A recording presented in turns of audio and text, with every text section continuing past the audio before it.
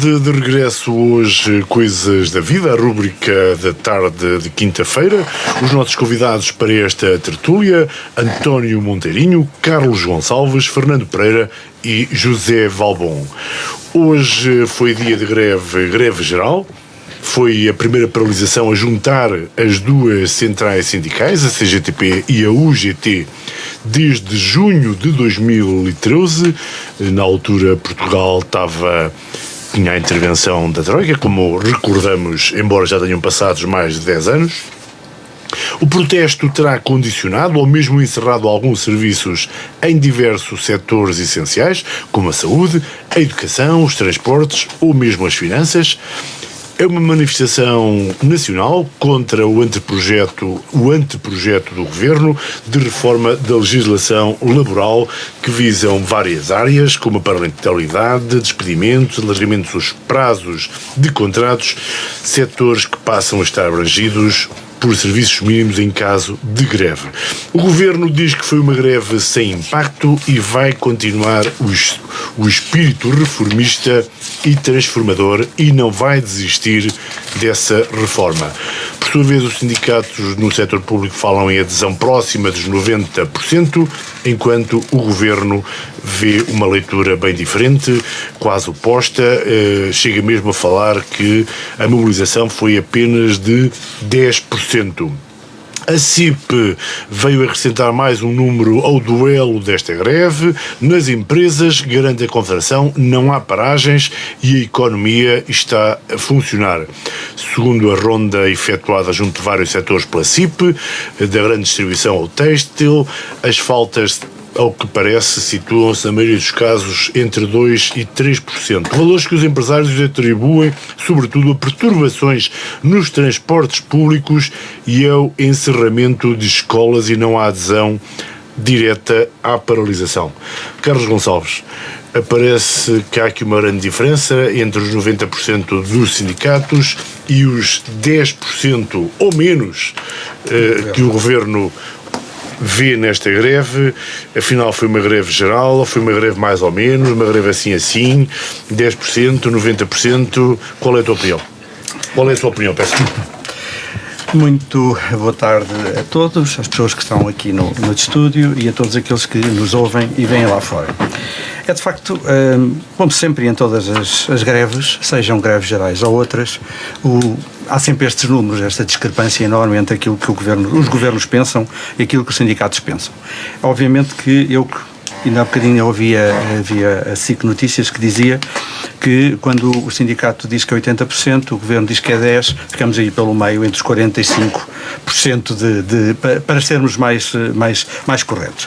De facto, depois também tem aquela questão do impacto económico que efetivamente uma greve desta natureza tem, e também continuamos a ter a mesma noção de que os números nunca são corretos. Uns dizem 700 milhões de euros, outros, o Governo diz que é 700 milhões de euros, outros dizem que são 300 milhões de euros e, portanto, ficamos sempre naquela mediana dos 600 ou dos 500 milhões de euros. Bom, a questão, para mim, principal tem a ver com a forma como o Governo não soube explicar aquilo que efetivamente queria fazer. Isto começou tudo em julho, quando a senhora Ministra do Trabalho deu uma entrevista dizendo, portanto, começando logo por dizer que de facto havia uma alteração ao Código do Trabalho e começou logo por atacar, entre aspas, a questão da amamentação ou da questão das pessoas, das mulheres que amamentavam. E, portanto, isso foi para mim o principal problema, ou seja, o Governo geriu mal este processo e tem vindo a gerir mal o processo. Eu acho que há este tipo de... estas questões têm a ver com o impacto enorme que tem no trabalho, deveriam ser tratadas naquilo que é por dentro.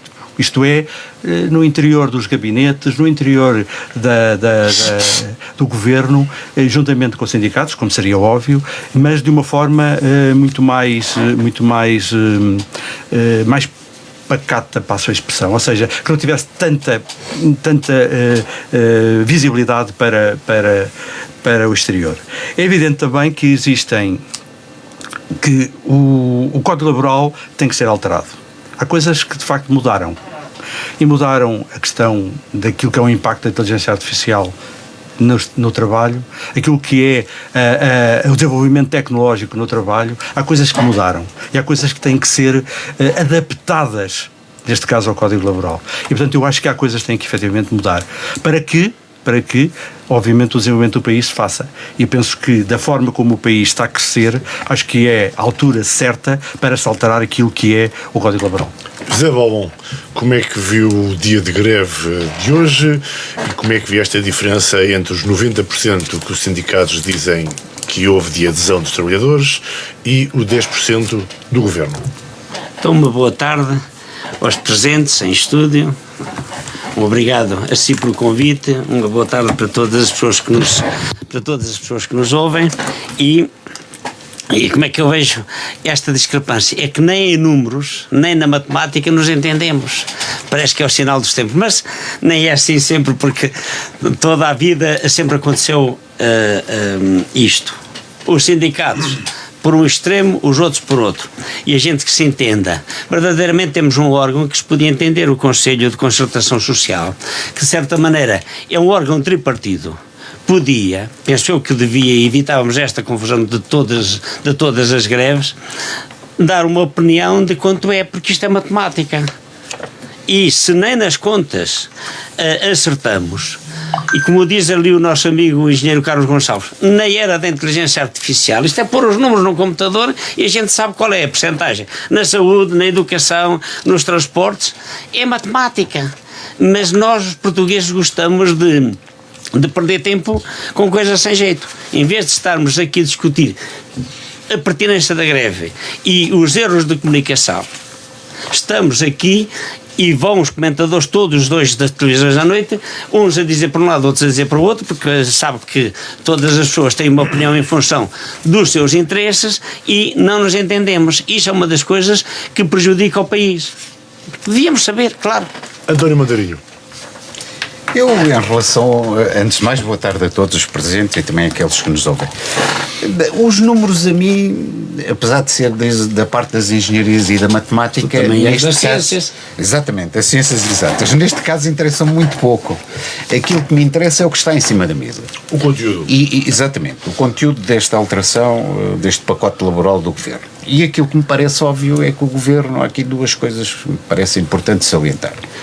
Primeira questão. Acho que há uma falha de planificação daquilo que seriam as propostas que o Governo deveria apresentar. No meu entender, deveria começar por auscultar aqueles que constam e que estão na concertação social, as entidades empregadoras e depois os trabalhadores. E a partir daí, então, adaptar aquilo que são as alterações que se devem introduzir para se adaptar aos novos tempos. Portanto, primeira questão. Segunda questão que me parece também relevante, o Governo está num beco sem saída. E aquilo que vai acontecer, acho que todos estamos a prever aquilo que vai acontecer. Vai ter que recuar na maior parte das propostas que apresentou e vai ser uma alteração, no meu entender, inócua, porque está encostada à parede neste momento. Vamos lá ver. Quem é que quer esta alteração? Ouvimos vários empresários da sociedade civil, importantes, ainda hoje houve um que disse que deixem os trabalhadores em paz, esta batalha não tem qualquer sentido. Um dos maiores empresários na área da construção civil referiu-se a isto. Portanto, se os empregadores não querem esta alteração, este pacote laboral, se os trabalhadores, as entidades empregadoras, se os trabalhadores também não querem, em que é que ficamos? Então só o Governo é que quer. E depois já há aqui dois aspectos que me parecem importantes salientar em relação a isto que foi dito, também ex-ministros do governo do PSD, que já vieram a dizer que não faz sentido nenhum esta alteração laboral. Mas há aqui duas questões que eu gostaria de abordar em relação àquilo que foi dito. O Carlos Gonçalves falou aqui na questão da evolução dos tempos, a questão da inteligência artificial, das novas tecnologias, o impacto que isso tem no trabalho que pode vir a ter. Mas nenhuma das medidas que são apresentadas, no meu entender, vão no sentido de aumentar a produtividade ou vão no sentido de introduzir estas novas tecnologias, a inteligência artificial, que vem alterar o aumento, por exemplo, da produtividade ou o desenvolvimento. E assim sendo, parece-me que este pacote laboral é uma tentativa de alteração ideológica. É a conclusão a que chego. Perante aquilo que está em cima da mesa neste momento, só pode ser uma alteração ideológica da parte da direita. Depois, só para terminar aqui, acrescentar um aspecto. De todos os partidos políticos têm tomado uma posição desde o início que tem sido até coerente. Os partidos da direita mais favoráveis à alteração laboral, os partidos da esquerda contra esta alteração. Mas há aqui um aspecto que me parece importante de realçar. O Partido Chega, que veio no início a dizer que era a favor deste pacote laboral. E hoje chegamos à conclusão que afinal é a favor da greve. Portanto, temos aqui um partido que vai ao sabor do vento e que não tem qualquer sustentabilidade em termos das decisões que toma ou do rumo que deve ter em relação às posições que deve tomar. E, portanto, eu gostaria de salientar isso. Agora, no meu entender, e penso que na grande maioria daquilo que têm sido os comentadores, e não só, este pacote laboral, esta alteração, não vai ajudar ninguém. Veio criar aqui uma instabilidade social que não deveria acontecer neste momento. Fernando, para além da divergência entre o que é a adesão à esquerda ou os apoiantes do governo, temos a questão dos conteúdos, como António Monteirinho de certa forma referiu, que fazem com que esta divergência tenha levado à convocação desta greve. Como é que viste o dia? Como é que vês estas diferenças? O que é que pode sair daqui? O governo vai ter que andar para trás ou não? Não sei. Teoricamente devia fazê-lo. Mas é assim, isto eu não concordo, por exemplo, com o que disse o Carlos Gonçalves, porque o Código de Trabalho tem que mudar. Tem que mudar, não sei bem porquê. Por causa da inteligência artificial, uma série de coisas, pois é evidente. Mas a precariedade, não podemos transformar o problema da sociedade em precariedade. Quer dizer, as pessoas, os trabalhadores, neste caso, e os jovens, que são os principais visados em todo este processo, porque há toda uma série, não se percebe muito bem porque é que aumenta o número de anos para os contratos. Não percebo bem porquê, quer dizer, então uma pessoa contrata uma pessoa, ao fim daqueles anos, dos que existe neste momento, não consegue determinar se a pessoa é boa ou má, se cumpre cabalmente a sua porque é que precisa de mais tempo? Quer dizer, acho que há aqui coisas. Pronto, eu eu sei que o Monteirinho tem essa opinião, e ainda bem que tem. Seria bom que, quando fossem governo, fossem defender, porque muitas das revisões do Código Laboral que foram feitas ao longo dos anos foram entre o PS e o PSD. Eu lembro que a primeira grande revisão do Código Laboral, ainda me estou a lembrar, porque eu próprio manifestei-me mal, foi o Mário Soares, em 1977, que introduziu um conjunto de normas, nomeadamente os contratos a prazo, que não existiam na altura, etc. Uma série de questões que vieram a ser combatidas, e na altura já até pela CGTP e um bocado pela própria UGT, que andava na primeira fase de formação, pronto. Mas a verdade, isto é a realidade. Ao longo dos anos, os contratos de trabalho têm sido sucessivamente revistos. E normalmente vão apanhar uma franja da população que, de facto, está numa situação mais vulnerável. E apanha sempre essas pessoas. E, curiosamente, o setor que está pior é o setor privado. É onde a vulnerabilidade e a precariedade é maior. O setor público ainda vai, de certa forma, mantendo, tem capacidade de organizar a sua forma de contestação, através de greves, através de todo um conjunto de negociações que lhe dá alguma força pelo facto de ser a função pública, ao contrário da maioria de uma determinada população, que não é representada por nada, mas que leva sempre pancada e que, de facto, são os mais vulneráveis. E que hoje, infelizmente, são os jovens. É a juventude, é as pessoas que entram no mercado de trabalho, são elas que se vão confrontar com uma realidade. Eu não estou a dizer que tenha que haver emprego para a vida, pronto, que as pessoas entrem e que façam como na tropa, não é? Que subam pronto, não é uma hierarquia militar, e eles ao fim de uns anos vão passando até chegarem a um posto qualquer. Não defendo isso. Agora defendo é que eles tenham, de facto, algumas garantias. Mas há um aspecto importante, deixa-me interromper só para dizer que tu falaste e que acho que é muito relevante. que é a questão dos jovens. Quando nós dizemos que o país não tem capacidade de atrair os jovens, que aqueles são os mais qualificados, saem do nosso país para fazerem pela vida, aumentar o número de contratos, aumentar o número de anos do contrato a prazo, vai essencialmente incidir sobre os jovens. Exatamente. Então como é que nós estamos a combater a capacidade de atratividade e de manutenção dos jovens mais licenciados ou com maiores habilitações académicas, mais capazes no nosso país? Acho que vai totalmente contra isso. Portanto, assim sendo, chegamos à conclusão que este pacote laboral tem interesse em quem? Então quais são as motivações? Mais alguma coisa? Tiveram que acontecer. O José Paulo queria acrescentar alguma coisa sobre isto? Porque eu falei sobre os números não tinha mais nada a dizer, mas sobre as razões da adaptação, é claro que os códigos, como tudo na vida, tem que se ir adaptando. Que é ideológico, diz aqui o Montarinho, tudo é ideológico. Por exemplo, a história da amamentação. Bem, é justo ou não é justo que se ponha um limite do tempo para a trabalhadora estar fora do serviço para a amamentação? Isso até aos 9 meses, até ao ano ou até aos 6? Como existe. Tem que se legislar sobre isso. Agora, mexer no trabalho é um sistema social de interface entre os empresários e os trabalhadores, claro. Mas se nós formos à Dinamarca, à Suécia, à Holanda, à Suíça, eles têm um código laboral mais flexível que o nosso, ponto. Mas eles até chamam isto flexi-segurança. Também têm mais seguros e mais salvaguardados os direitos dos trabalhadores.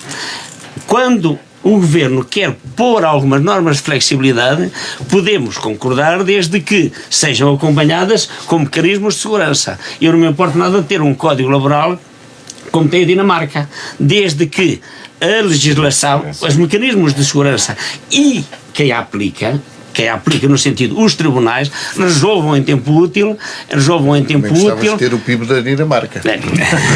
Resolvam em tempo, também, mas espera aí, mas já te respondo a isto também. Agora, verdadeiramente devíamos pôr algumas alavancas de proteção aos trabalhadores, normas de segurança, e para agilizar isto, porque dados recentes, eu penso que é mais ou menos assim, quer dizer, nós temos uma produtividade média cerca de 32 menos do que os países, a média da Europa, e o rendimento dos trabalhadores é menos 28, está quase ela por ela, quer dizer, mas isto prejudica quem? Prejudica o país e prejudica os trabalhadores que ganham menos, e prejudica a nossa competitividade externa, que os melhores, os quadros, acabam por ir para os países europeus. Que é preciso mexer alguma coisa no Código Laboral, parece-me claro. Que não é preciso mexer em 100 números, é verdade. E que também os trabalhadores não podem ficar nas mãos de ninguém, que nem sequer, tendo razão, vão ao tribunal, têm razão, e depois não podem ser reintegrados. Isso é um absurdo. É um absurdo. Mas estamos de acordo, então vamos pôr algumas normas de flexibilidade. Eu penso que o Governo, se as quiser fazer, é legítimo para as fazer, e eu penso que o país as precisa, desde que sejam acompanhadas com mecanismos de segurança e resposta atempada aos problemas dos trabalhadores. Porque isto também tem a ver com uma outra coisa. Nós temos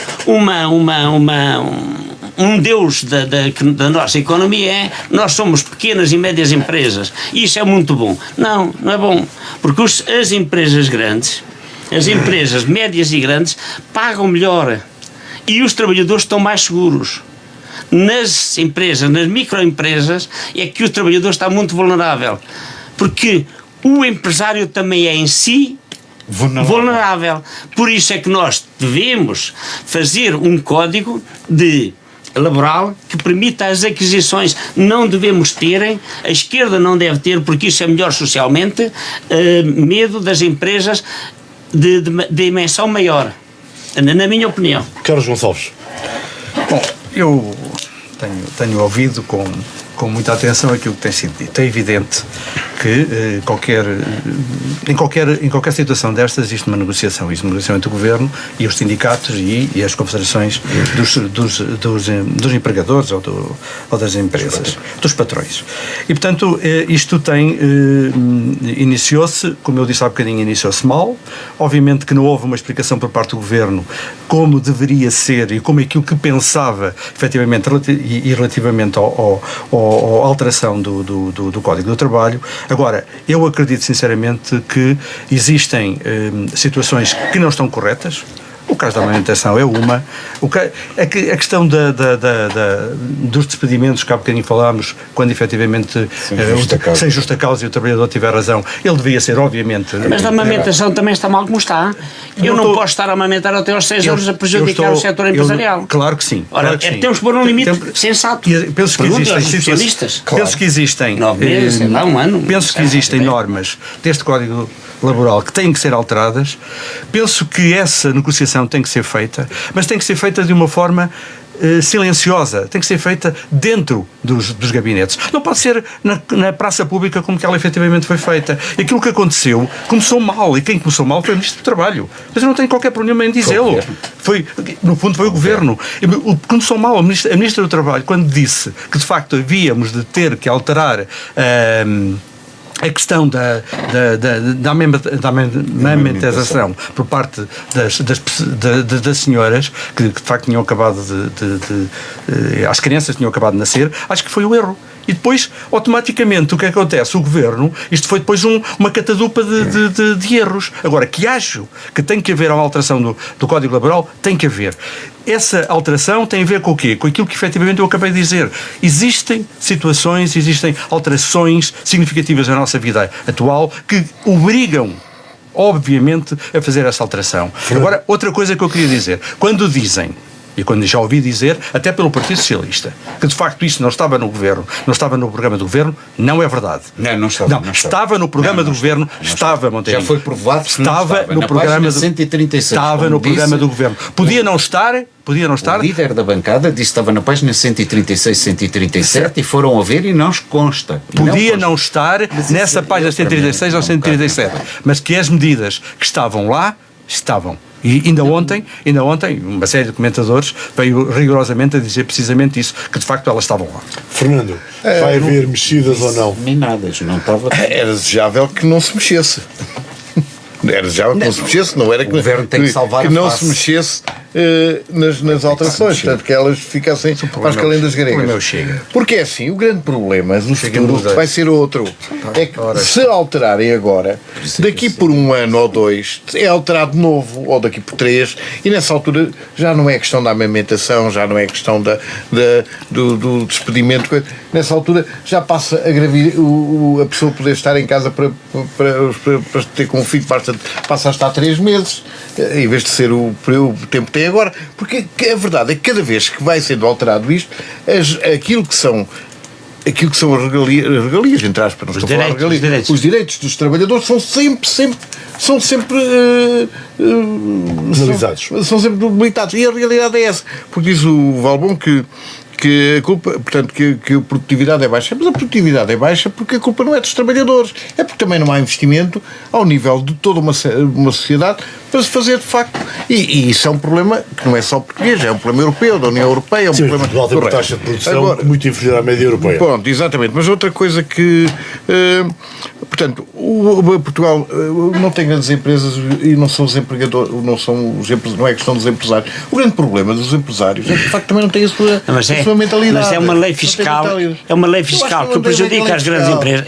Não tem a ver com a lei fiscal. Se chegares a ultrapassar os 250 trabalhadores, ficas logo penalizada. Há empresas que nem sequer tentam crescer. A fiscalidade em Portugal não é amiga das grandes empresas. Isto está testado, é um processo que vem de trás, não interessa agora de quem é a culpa, mas devia ser mexido. Há uma coisa, António Montarinho, para terminarmos só que acrescentar a greve geral, não sei se alguém quer dizer mais alguma coisa. Houve uma ideia que surgiu agora até nos debates presidenciais que achei muito interessante da parte do candidato do Partido Socialista, que disse uma coisa. Tem um candidato do Partido Socialista? Tem. Que é O António Zé Seguro. Se não sabes, devias ouvir o que é que diz o secretário-geral do Partido Socialista. Não é isso, é que o Estado-Geral, mas é que os anteriores secretários-gerais não há um único que lhe deu. Quem está neste momento o a dar António as Costa diretrizes não, é o secretário-geral. O próprio foi secretário-geral. Há pelo menos 2 nos últimos 4. O António Zé Seguro e o Zé Luís Carneiro. Sim, mas tirando o António Costa e o Sócrates. Estou a falar do Constâncio, não dá. Não, isso é relevante. Pronto, eu sei que é não, mas houve a ideia que eu acho que é interessante, que tem que haver aqui uma conjugação e uma união das pequenas e médias empresas para as transformar em médias empresas. Isto seria bastante interessante sob o ponto de vista da evolução não só do desenvolvimento do país, mas também em termos de evolução tecnológica. E eu achei esta ideia muito interessante. Nós vivemos de microempresas, mas eu acho que ainda continuamos cada um a viver na sua quintinha e eu acho que isso devia terminar. Eu acho que há aqui uma estrada para se fazer, que é estas pequenas microempresas agregarem-se, fundirem-se e formarem empresas com alguma dimensão que possam aumentar a produtividade. A escala acho que terá sempre resultados. Introduziste assuntos presidenciais, por isso, e muito rapidamente, porque queríamos depois falar de assuntos mais locais. Só vou dizer, mas é fazer só uma constatação. Pronto, acho que, à exceção do candidato que eu apoio, todos os outros candidatos são, eu que eu apoio António Filipe, não vale a pena estarmos aqui. Pronto, todos os outros candidatos são muito fraquinhos. Pronto, claro que o meu candidato irá ficar na primeira volta com um número residual, mas isso é um problema que eu já estou habituado. Apesar de serem muito fraquinhos, António Filipe ser discutivelmente melhor. Exatamente, mas pronto. O próprio António Zé Seguro, que não sei se é de esquerda, pelos vistos ele não gosta de se assumir como de esquerda, pelo contrário, nenhum antigo secretário-geral dos vivos, à exceção do atual, e ele também foi secretário-geral, apoia, porque eu ainda não vi o António Costa apoiar, o Sócrates já apoia o tal Almirante, o tal Almirante? Não, pronto, é só para referenciar. O Ferro Rodrigues não abre a boca, o Constâncio também. Mas esse assunto é o assunto que se passa também no PSD. Deixa terminar o Fernando, faz favor. Não, mas pronto, tudo bem, mas eu estou a falar do PS, do António Zé Seguro, porque teoricamente é aquele que estaria mais próximo. Aquilo que temos ouvido nestes debates. Não tenho ouvido muitos debates, e o que tenho ouvido não gosto, porque acho que as pessoas vão para ali um bocado não falar do lugar do Presidente da República, mas vão falar de coisas que não têm rigorosamente interesse nenhum para nada, e até chegar ao nível de um insulto, de uma coisa que, quer dizer, eu também percebo um bocado que a gente não anda ali para ser, mas eu prefiro lá ter Manuel João Vieira do que ter às vezes alguns que ali estão, porque realmente o Manuel João Vieira, da única vez que no opinião do Fernando, os dois bons candidatos são António Filipe e Manuel João. Não é o António Manuel João, mas é assim, o Manuel João Vieira no outro dia foi numa entrevista que deu ali para já foi o Manuel João Vieira, teve mais facilidade de arranjar votos, de arranjar assinaturas que dois candidatos. Isso é uma realidade. Agora, ele foi e fez uma declaração na entrevista que foi correta, quer dizer, pronto, ao que ele veio, muito bem. Agora, o resto das pessoas assumem-se com uma pele institucional e depois, de vez em quando, perdem a compostura e aquilo tem sido debates francamente maus e muito pouco pedagógicos, não é? Carlos, como é que tem estado eu os candidatos a Presidente da República? Só queria dizer o seguinte: eu acho que quando se fala que a nossa economia não está a crescer, toda a gente sabe que efetivamente a economia está a crescer. Está a crescer a cerca de 3% em termos homólogos, está a gerar um nível de... Não dissemos que a economia não estava a crescer, dissemos que a economia portuguesa tem um problema que é o facto da produtividade. Mas a produtividade gera riqueza e a produtividade... baixa comparativamente com o resto da Europa. Os tais 30 pontos em relação ao resto da Europa. Mas a produtividade gera riqueza. 28. E quando a riqueza está, e quando a economia portuguesa está a crescer cerca de 3% em termos homólogos, 3% em termos homólogos, está a gerar qualquer coisa como quase pleno emprego. E outra coisa, em termos homólogos, em outubro deste ano, as remunerações subiram 7%. E, portanto, eu acho que esta questão da produtividade também, passa a redundância, produz, obviamente, também o enriquecimento do país. Era só isto. Sobre as presidenciais. Bom, manifestação de interesses, obviamente eu sou mandatário conselheiro da candidatura de Luís Marques Mendes e, portanto, nestas circunstâncias, eu acho que Luís Marques Mendes estará, obviamente, na segunda volta. Penso que não, dificilmente, com a divisão dos votos pelos tantos candidatos que efetivamente existem, dificilmente não haverá uma segunda volta. Eu penso também que António José Seguro tem subido consideravelmente em termos daquilo que é a sua prestação, por aquilo que eu tenho visto nos debates. E isso leva-me a crer que provavelmente também estará na segunda volta. Isto é bom, porque efetivamente continuamos a ter a esquerda e, neste caso, a direita, centro-direita, na segunda volta. Portanto, ficou satisfeito com o desempenho do Luís Marques Mendes em relação, por exemplo, ao Coutinho Figueiredo, porque havia muitas expectativas em relação a esse debate? Fiquei, não tendo ouvido na totalidade, porque não cheguei tarde, não tendo ouvido na totalidade, mas de qualquer das formas, acredito sinceramente que Coutinho Figueiredo não estará, como ele diz, na segunda volta, não estará de facto. E, portanto, acho que o candidato mais bem preparado é, sem dúvida, Luís Marques Mendes, para ser Presidente da República. António Monteirinho. Bom, eu também, manifestando o meu interesse, sou apoiante do António José Seguro, como candidato a Presidente da República, e eu acho que o tal candidato que é do PS, não é? Apesar das perguntas do Fernando Pereira. Mas temos aqui um PS que é claro. O Partido Socialista tem sido um pouco claro. Por acaso temos aqui um que é claro sobre isso. Ele sempre disse isso, aliás, desde a primeira hora. Mas olha que é dos poucos que é claro. Aliás, a primeira discussão que aqui tivemos, ele disse meu apoio total.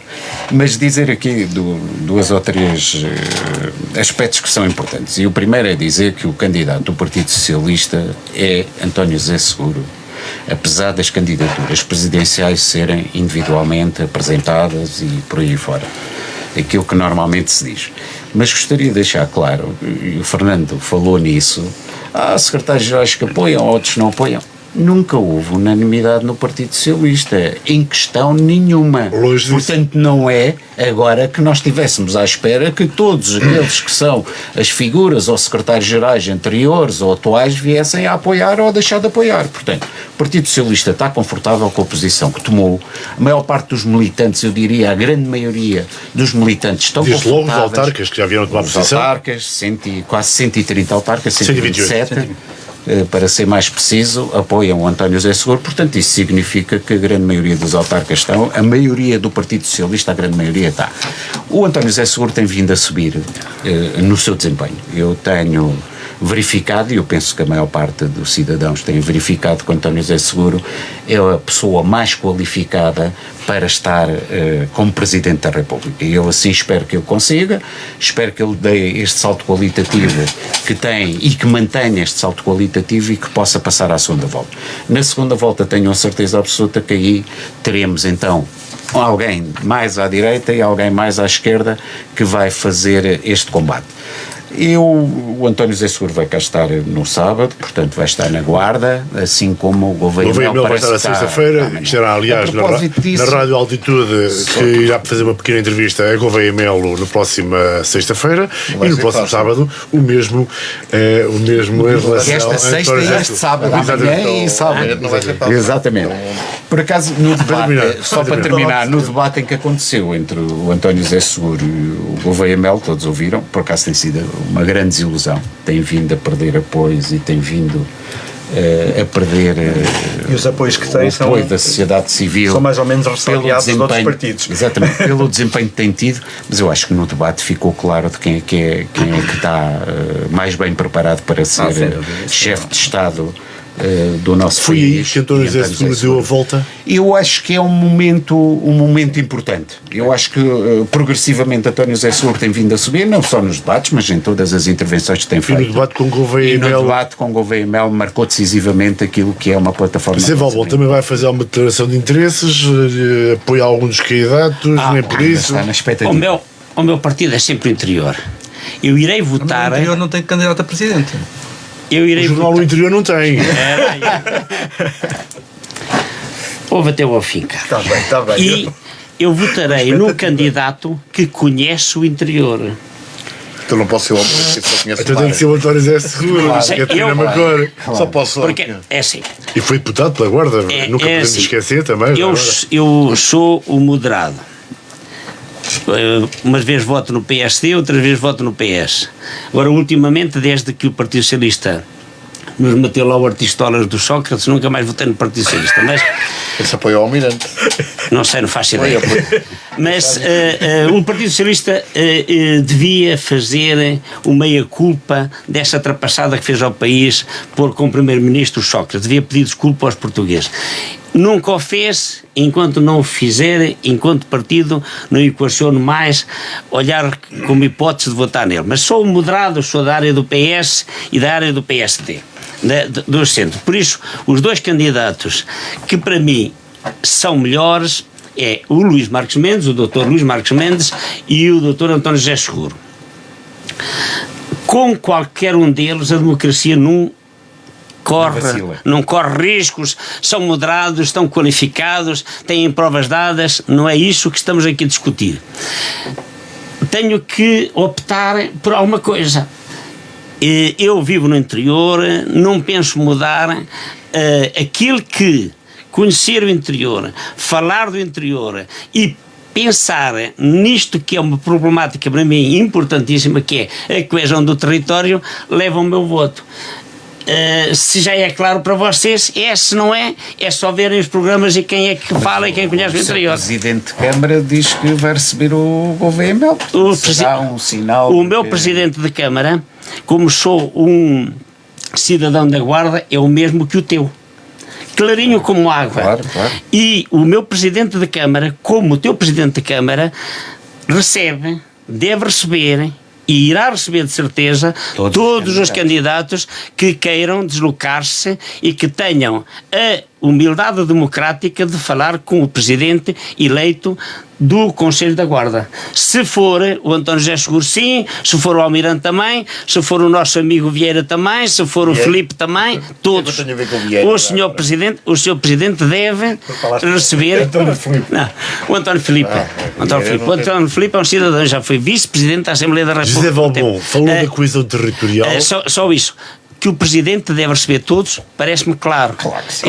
Pronto, exatamente. Se vai receber não é porque os outros não pediram, tudo bem, mas aconselho a pedir. O interior do país em risco de ficar sem distribuição de jornais. Em 30 segundos para cada um sobre esse assunto. Ora, não é um assunto que preocupe muito os candidatos a Presidente da República. Mas este é um assunto que devia preocupar, porque um Presidente, ao contrário do que muitas das coisas que elas estão a dizer, que são do Executivo, muito do que discutem pode fazer o Dr. Montenegro. São competências dele. Ele não pode meter-se naquele assunto. Mas, por exemplo, falar da coesão do território, falar da sustentabilidade intergeracional, olha, um assunto recente, falar não é do Serviço Nacional de Saúde, é das diferenças de acesso e de resultados no Serviço Nacional de Saúde, falar de uma política, vá lá, do território em sustentabilidade ambiental e água. É um bom assunto para os presidentes, era falarem destes assuntos globais, onde a democracia e a democraticidade é importante. E eu não conheço nenhum regime democrático que se queira dizer democrático sem imprensa livre, e imprensa quer dizer jornais, revistas, rádios, televisões. E isto põe não só essa dificuldade, como limita o acesso aos democratas do interior. Eu sinto-me humilhado se não me venderem jornal que eu compro todos os dias. Para mim é importantíssimo este assunto, e é um assunto do Presidente da República, e eu queria que o Presidente da República, que vai levar o meu voto, falasse nisso. Porque isto é para 4/5 do país. Isto é um assunto. No sábado e a outra também, a todos. Aos demais, neste momento, se não nos visitarem, não lhes poderemos pedir pessoalmente ou diretamente. Mas deviam vir também. Sou totalmente favorável a que o Governo possa resolver este problema. Não é? Sem dúvida. É cíclico. De 3 em 3, 4 em 4 anos surge esta ideia. Eu penso que isso se vai resolver da melhor maneira e que nós vamos continuar a ter acesso à imprensa escrita no interior. Mas dá-me um segundo só uma coisinha. O problema é ser no interior, vai continuar a haver imprensa regional. É só um segundo. Também. Só um segundo. Embora isso não preocupe muita gente. Mas para mim é problema uma outra coisa. Nós há pouco tempo tivemos um problema com a maternidade, com a assistência às crianças.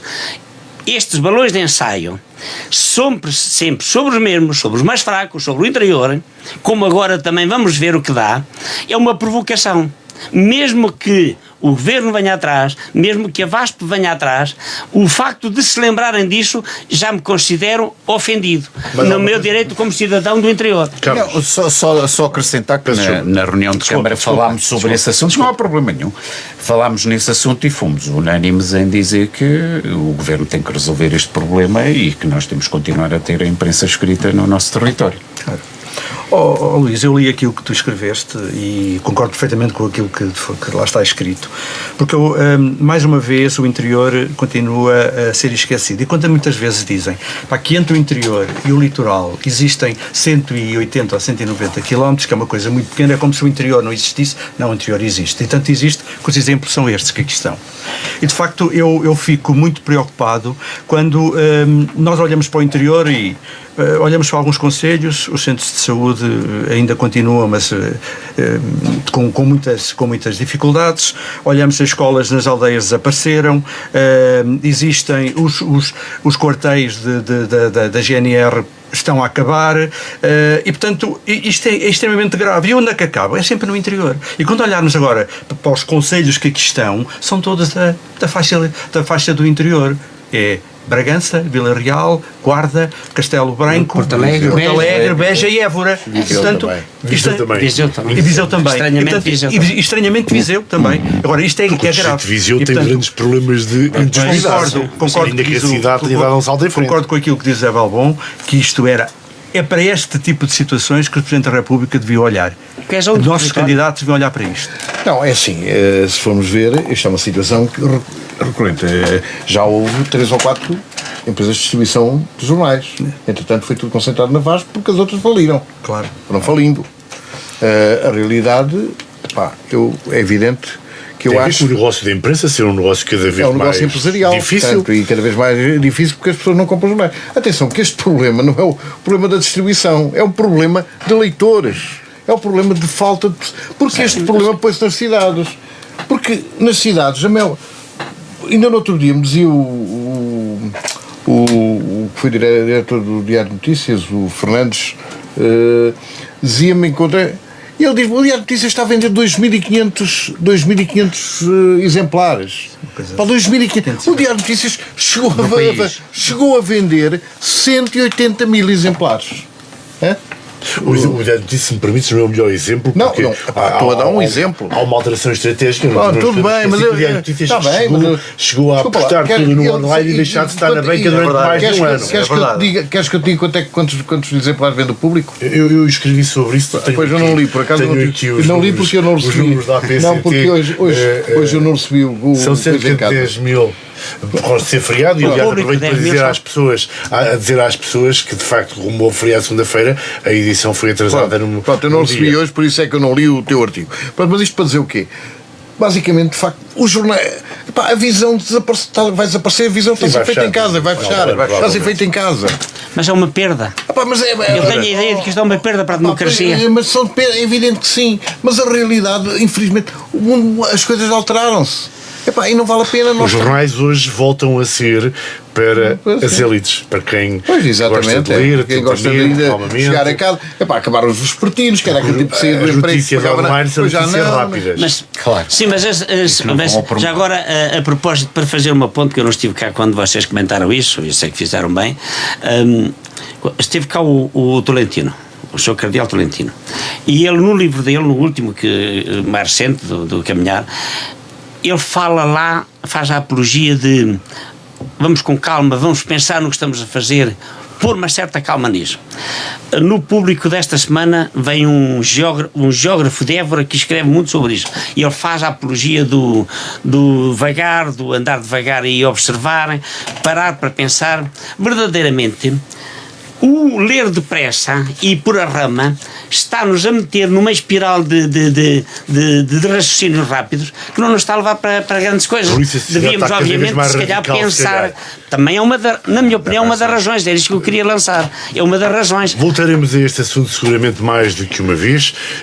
Não podemos deixar de falar. Era uma das razões de estarmos aqui sentados à mesa sobre as contas da Câmara. António Monteirinho tem trabalhado muito o assunto enquanto vereador. Eu tenho a informação privilegiada. Pelo menos aparentemente está atento, preocupado. Sim, muito preocupado. Vamos lá ver, houve uma gestão político-eleitoralista por parte do atual Presidente da Câmara da Guarda. Recebeu a certificação legal de contas no dia 10/10, o dia em que está assinado essa certificação pelo ROC, e sonegou a informação aos eleitores e aos guardenses, e a toda a oposição, aos vereadores também. Portanto, houve duas, eu agora não posso precisar se houve uma ou duas reuniões depois do dia 10, portanto, onde o Presidente da Câmara efetivamente poderia ter levado o assunto para discussão e não levou. Levou depois das eleições. E agora compreende-se porque é que o levou depois das eleições. E há aqui 4 aspectos que, no meu entender, são muito importantes. E o primeiro aspecto é salientar que existem, neste momento, despesas com recursos humanos no meio do ano de mais de 1.250.000 euros. Ou seja, no final do ano prevê-se que haja um gasto superior a 2,5 milhões, e eu estou a falar só das contas do município da Guarda. Não estou a falar também da empresa intermunicipal, a APAL, que é outro assunto que brevemente também será discutido. Portanto, isso significa que existe aqui, incomensuravelmente, uma despesa elevadíssima que não foi acautelada por parte do Presidente da Câmara. Fez uma gestão eleitoralista e, assim sendo, trouxe os resultados para cima dele. Mas, focando-nos nesse ponto, não vê a necessidade da Câmara contratar pessoas ou o pacote que lhes for entregue, nomeadamente com a descentralização de alguns serviços, por exemplo a educação, não fazem parte desse... Esse serviço já foi descentralizado em 2022. Portanto, não tem nada a ver com as contas de 2025, o primeiro semestre. Okay? Não existe nenhuma razão, não existe nenhuma justificação. E aqui é que entramos num outro pormenor que me parece muito importante. É que as reuniões de Câmara deviam ser publicitadas e deviam ser online. Que era para nós compreendermos quais são os argumentos que são utilizados para justificar. A única coisa que o Presidente sabe dizer é que houve um incremento, houve situações em que os funcionários subiram, portanto, nas suas categorias, houve também a necessidade de contratar mais funcionários porque alguns vão se reformar, quer dizer, isso não tem peso, nem conta, nem medida. Portanto, não estamos a falar numa verba de €500 mil, nós estamos a falar de quase 3 vezes mais. Portanto, isso significa que existe um descontrole sobre a situação e agora compreende-se os números que apresentou em termos eleitorais, por isso é que eu digo que é uma razão político-eleitoral. Depois, isto já significa que 60, eu queria dar o número exato, mas deixem-me só, 58% já dos gastos, da capacidade em termos de gastos com recursos humanos já representa 58% dos custos operacionais. Sim. Dos custos operacionais. Pronto. Mas depois existe aqui mais 2 fatores que são muito importantes. Primeiro, existe uma despesa uma dívida já com a empresa intermunicipal que ultrapassa os 850 mil euros. Nós estamos a falar em perto de €1 milhão, em que o Presidente da Câmara, eu achei estranho, um Presidente da Câmara que também é Presidente do Conselho de Administração da APAL, pergunta ao vereador, perguntou-me onde é que eu tinha visto essa dívida, quando estava nos documentos que nos tinham sido entregues, facultados pela autarquia. Portanto, aqui parece-me óbvio que existe aqui um descontrole total que chega ao ponto do desconhecimento da realidade financeira da autarquia e, portanto, assim sendo, parece-me óbvio que houve aqui um esconder das contas, uma sonegação de informação para tirar resultados eleitorais. Havia só mais um aspecto que eu gostaria de frisar, que vai entroncar naquilo que foi o empréstimo que foi solicitado. E em relação a isso eu gostaria de deixar aqui 2 apontamentos muito importantes. O primeiro apontamento é que a possibilidade deste empréstimo de quase 12 milhões de euros que foi aprovado na Câmara da Guarda, com os votos da maioria que existe instalada neste momento, só foi possível porque existe um mecanismo no Orçamento de Estado para 2025 que duplicou a capacidade de endividamento das autarquias, de 20% para 40%. Mas reparem bem, este mecanismo que foi introduzido no Orçamento de Estado para 2025 tinha a ver essencialmente com o endividamento das autarquias que tivesse a ver com 2 programas que estão em cima da mesa, que é o Plano de Recuperação e Resiliência, o PRR, e também com o Portugal 2030. Nós vamos gastar praticamente a nossa capacidade de endividamento para uma obra que não está inserida nem no PRR nem no Portugal 2030.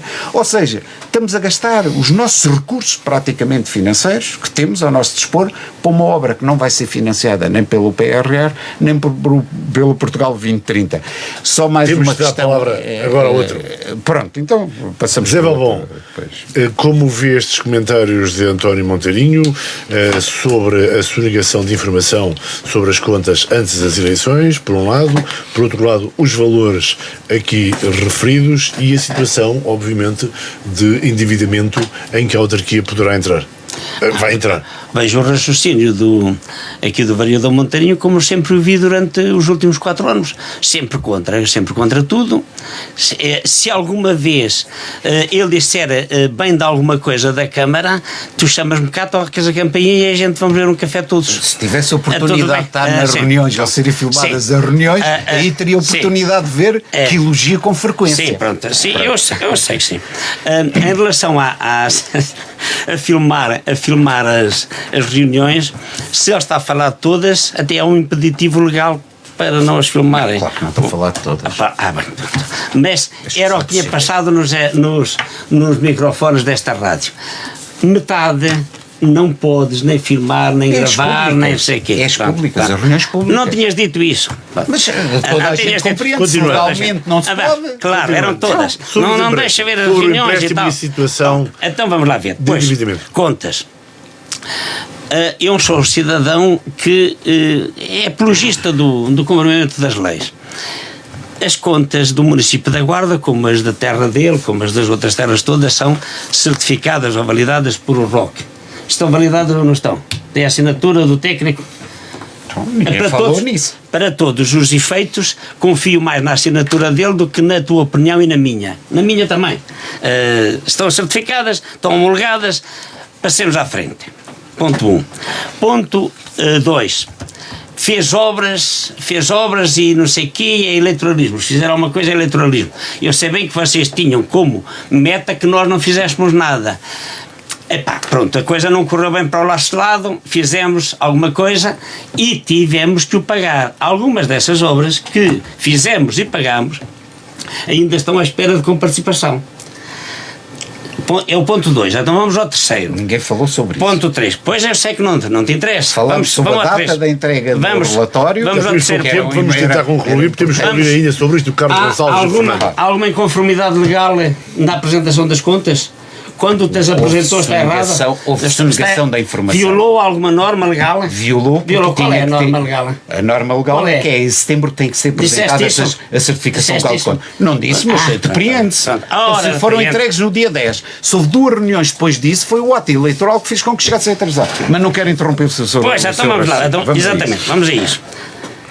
Os pagamentos avançados por obras que ainda falta com participação. Também ficou claro. Terceiro, vamos só aos últimos 4 e mais 4, 8, os últimos 10 anos. Os últimos 10 anos. Não vamos às vossas porque é pior, mas vamos aos últimos 10 anos. Vais ver quantas contas intermédias, ou seja, de setembro, estão pior em percentagem do que as deste ano. É só contares e atinge os 4 anos do engenheiro Sérgio, 4 anos do mandato anterior, 2 do Dr. Álvaro e 2 do Dr. Carlos, ainda depois mais atrás. Porque se fôssemos às vossas contas, então iríamos a ter taxas de endividamento que nem sequer para comprar azulejos para a piscina chegaria. Pronto, só isso. Isso do teu tempo. Não havia dinheiro para comprar os parafusos expressos. Sim, sabes bem do que eu estou a dizer, é verdade. Não corresponde, mas é verdade. Em relação à obra que nós vamos fazer, Alameda, em vez da Alameda, devíamos fazer, não sei qual era a obra que ele queria fazer. As prioridades, fomos claros antes e somos claros agora. A obra que vamos fazer é a que nós consideramos como prioritária. E seria desonesto se não começássemos por Alameda, que foi o que nós dissemos em campanha sempre que era a primeira medida. Por favor, não queiras distorcer a democraticidade. É a primeira Alameda, vai ser a primeira Alameda. Gosto ou não gosto do Partido Socialista, porque é a nossa proposta e foi o que foi sufragado pela população da Guarda. Não vamos alterar nada disso. Tu deves nos chamar a atenção quando, se nós mudássemos de estratégia, se não fizéssemos a Alameda, é que tu nos devias estar a bater. Estamos a fazer o que prometemos. Carlos e Gonçalves. A população da Guarda merece o meu respeito. Carlos Gonçalves. Claro que sim. Bem, aquilo que não está aqui em causa, as questões, estão em causa também as questões dos números, mas também está aqui em causa a questão política. A questão política é que é importante.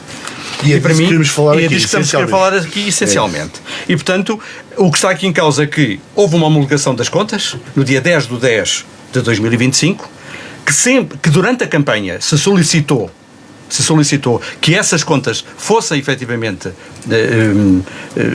vistas e ditas que efetivamente elas já estavam onde é que elas estavam e elas não foram apresentadas. Posso só dar-me só 50 segundos? 50 segundos. As contas... 50 segundos é muito. Não, então, 10 segundos. 10 segundos. As contas da Câmara, este relatório intermédio devia passar por que órgão? Assembleia Municipal, certo? Não, pela Câmara primeiro. Primeiro para depois ir à Assembleia Municipal. Sim. E depois tem que ir à Assembleia Municipal. Sim. Quando foi à Assembleia Municipal? Não interessa isso neste momento. Quando foi à Assembleia Municipal, desculpa. Foi no Não interessa. Foi no início do mês. Foi antes deste do dia 10. Foi. Ora, logo não devia apresentar a um órgão, se não podendo depois levá-lo ao órgão que fiscaliza. Não gostaste da resposta? Não, isto não tem uma coisa a ver com a outra. A questão é esta. A homologação foi quando? Foi a Assembleia. Uma coisa é a homologação. Temos 2 minutos. Uma coisa é a homologação das contas, outra coisa é o espírito crítico que tem que ser o dela. O espírito crítico político. Eu não podia ir à Assembleia, não devia estar apresentado. Porque eu sou do órgão de fiscalização. Aí ele não sei. Carlos, concretiza. Eu não sou só para informar. Carlos Gonçalves, queria concretizar. E quando efetivamente por acaso não podia apresentar. Podia. Não dá para trás, não. Carlos, só para concretizar, porque temos que acabar o programa já a seguir. E para terminar, acho que as contas deviam ter sido apresentadas dia 10/10. Já percebi dessa parte, mas algum pormenor quer referir. Segundo lugar, é aquilo que eu já vinha a prever, que neste momento temos 58% dos custos operacionais que estão a ser gastos nos recursos humanos. E, de facto, isso é demais, é grave. E quando se fala em 1.250.000 euros só em recursos humanos, estamos a hipotecar a Câmara nos próximos anos. É só candidatas-te para as próximas eleições. Eu dou candidatas para as próximas eleições de porque eu não sou da Guarda, nem conheço as coisas. Claro. Propõe isso. Notas finais, Fernando. Essa era a mesma resposta que eu estava à espera. Era mesmo essa resposta. Esta semana tem sido igual às outras. O marasmo continua, uma série marasmo. Não há assim grande marasmo. Não há marasmo. Há greve geral, Fernando. Hoje a greve geral é uma coisa importante. Sim, é a coisa mais importante, realmente. Mas os mídias. Mas eu estou a falar os mídias nem tanto. Estou a falar nos sindicatos, no movimento laboral, nos serviços públicos. Marasmo hoje não terá havido muito.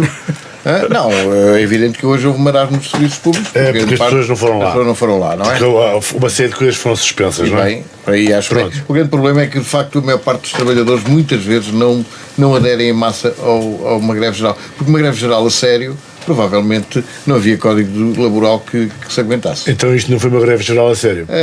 Provavelmente era capaz de merecer mais atenção por parte de uma mobilização maior por parte dos trabalhadores. Carlos Gonçalves, notas finais. Notas finais. Só queria 2 notas finais muito rápidas. A primeira é que na Dinamarca, isto entronca naquilo que efetivamente hoje foi a greve geral, a Dinamarca vai deixar de ter carteiros. Vão ser dispensados 1.500 postos de trabalho. Isto porquê? Porque de facto vai deixar de haver esta questão, o correio de entregar cartas. E portanto, este é um problema que de facto a Dinamarca neste momento tem, e Portugal há de acontecer o mais breve possível. E portanto, o que eu quero dizer é que esta questão do Código Laboral tem que ser alterado, tendo em conta aquilo que está efetivamente a passar. E porquê? Porque de facto as pessoas deixaram de mandar cartas. Por outro lado também chamar a atenção que em 2023 havia 990 laboratórios clínicos que trabalhavam para o SNS. Neste momento, um ano depois, são 763.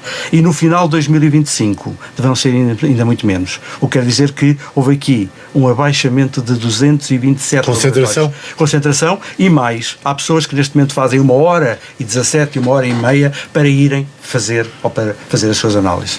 António Monteirinho. A greve geral, em primeiro lugar, que está a decorrer no dia 2, que possa de alguma forma alertar o Governo para estas propostas que estão em cima da mesa e que venha a fazer as alterações, não ferindo aquilo que são os direitos dos trabalhadores. Primeiro aspecto. O segundo aspecto que eu gostaria de salientar é um recente relatório que saiu, nomeadamente por um conjunto de peritos na Itália, em que vem afirmar que a Itália, devido ao abaixamento da população, encontra-se neste momento com as contas públicas, nomeadamente aquilo que tem a ver com os valores da aposentação, da questão da segurança social, a produtividade e o aumento do PIB, que vai necessitar da entrada maciça de imigrantes na ordem dos 150 mil por ano.